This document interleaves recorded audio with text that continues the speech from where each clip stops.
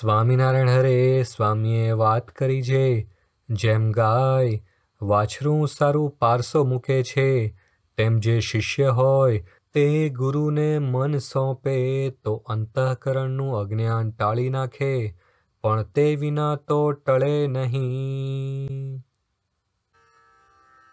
ગુરુમ બ્રહ્મ સ્વરૂપમ તું વિના ન સંભવેદ ભવે, તત્વતો બ્રહ્મ વિદ્યાયા સાક્ષાત્કારો હિ જીવને. આ સંસારમાં બ્રહ્મ સ્વરૂપ ગુરુ વિના જીવનમાં બ્રહ્મ વિદ્યાનો તત્વે કરીને સાક્ષાત્કાર ન થઈ શકે. નૈવાપી તત્વતો ભક્તિઃ પરમાનંદ પ્રાપણમ, નાપી ત્રિવિધતાપાનામ નાશો બ્રહ્મ ગુરુમ વિના. બ્રહ્મ સ્વરૂપ ગુરુ વિના યથાર્થ ભક્તિ પણ ન થઈ શકે, પરમ આનંદની પ્રાપ્તિ ન થાય અને ત્રિવિધ તાપનો નાશ પણ ન થાય. ગુણાતીત સમારબ્ધ પરંપરા પ્રતિષ્ઠિતઃ પ્રકટાક્ષર બ્રહ્મૈકઃ સંપ્રદાયેસ્તિનો ગુરુઃ.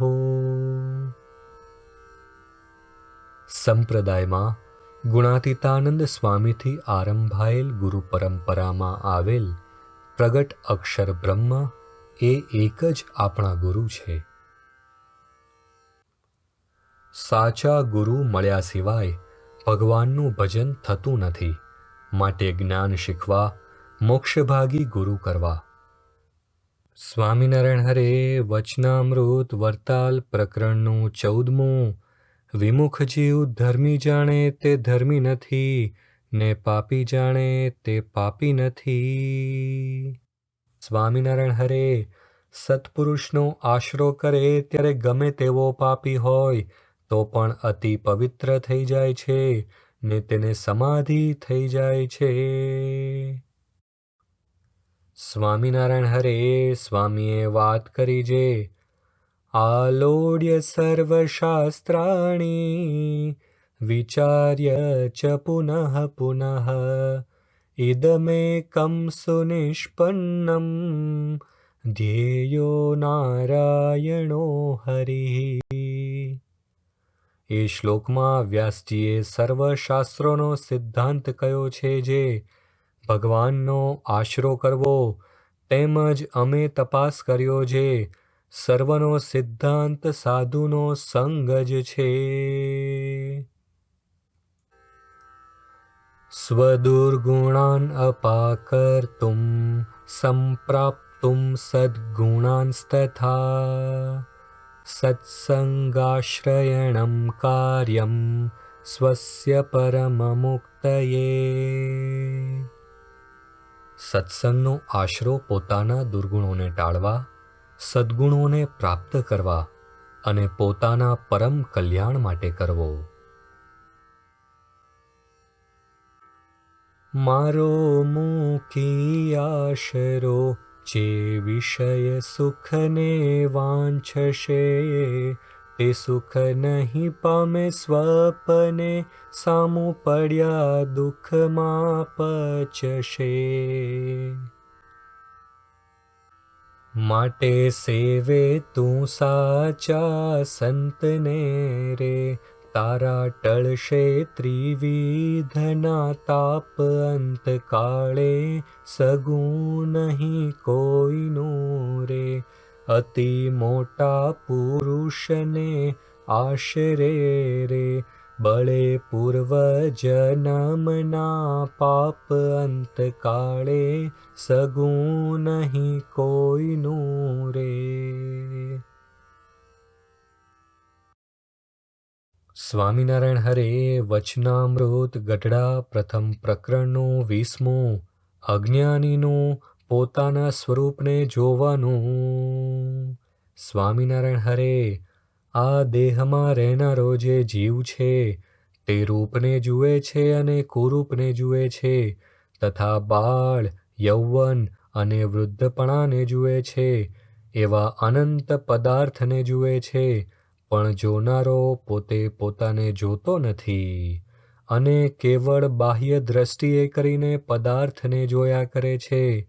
એ જ સર્વ અજ્ઞાનીમાં અતિશય અજ્ઞાની છે અને એ જ ઘેલામાં અતિશય ઘેલો છે અને એ જ મૂર્ખમાં અતિશય મૂર્ખ છે અને એ જ સર્વ નીચમાં અતિશય નીચ છે.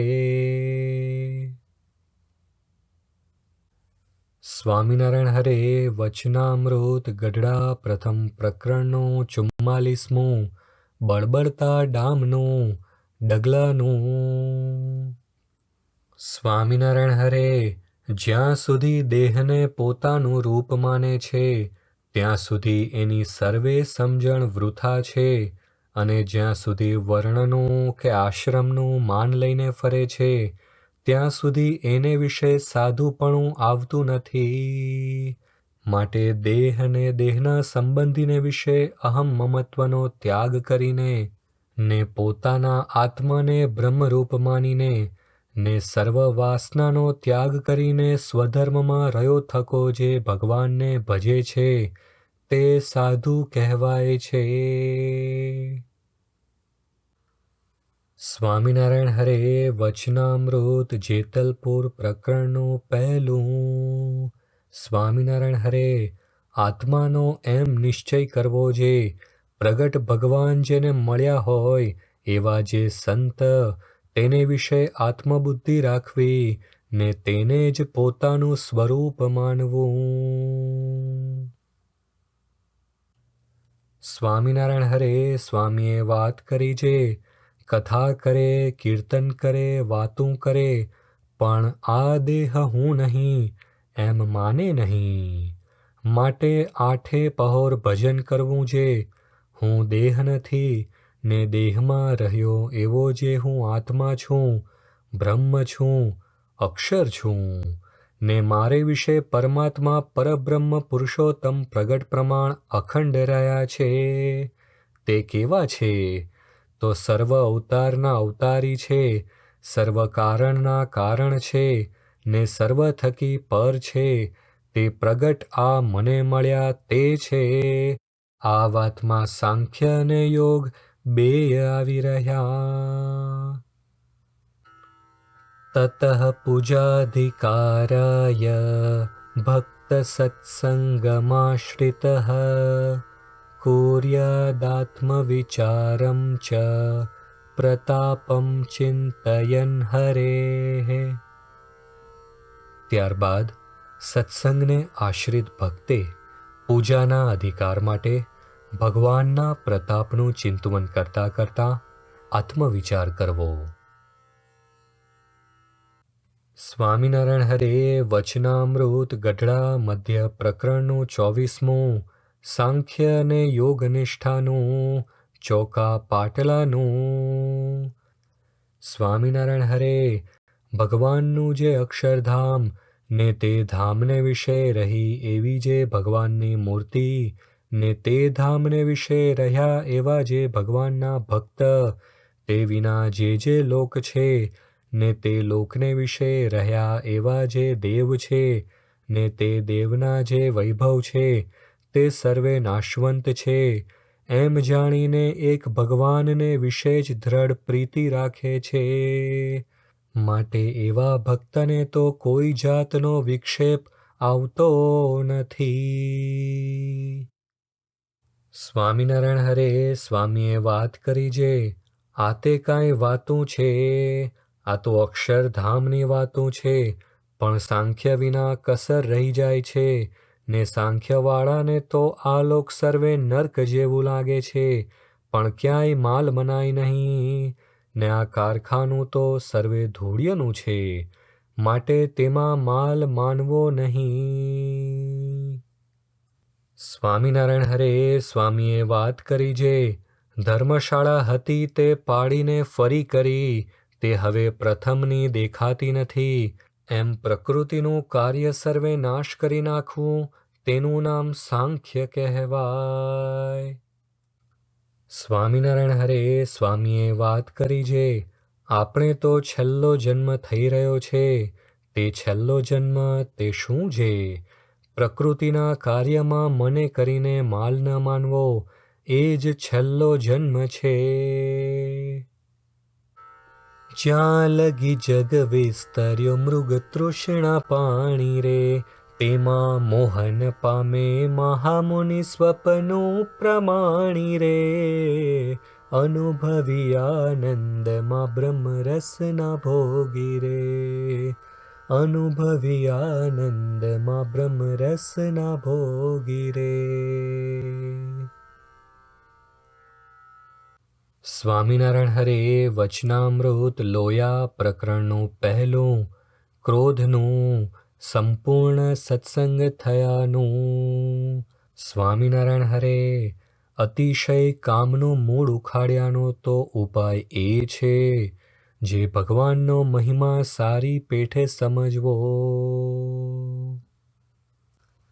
સ્વામિનારાયણ હરે. વચનામૃત ગઢડા મધ્ય પ્રકરણનું ચોથું. મહાત્મ્ય અને શ્રદ્ધાથી અખંડ ચિંતવન થાય, ફાટેલ લંગોટી ને તુંબડીનું. સ્વામિનારાયણ હરે. ભગવાનની મૂર્તિનું મહાત્મ્ય જાણ્યા વિના બીજા કોટી સાધન કરે તો પણ ભગવાનની મૂર્તિનું અખંડ ચિંતવન થતું નથી. અને જે ભગવાનના સ્વરૂપનો મહિમા જાણે છે, તેને જ ભગવાનનું અખંડ ચિંતવન થાય છે. સ્વામિનારાયણ હરે. સ્વામીએ વાત કરી જે કરોડ વહાણે કરીને એક મનવાર ભરાય, એવી 100 કરોડ મનવાર્યું ભરવી છે. એટલા જીવનું કલ્યાણ કરવું છે, તે એટલા જીવનું કલ્યાણ કેમ થાય?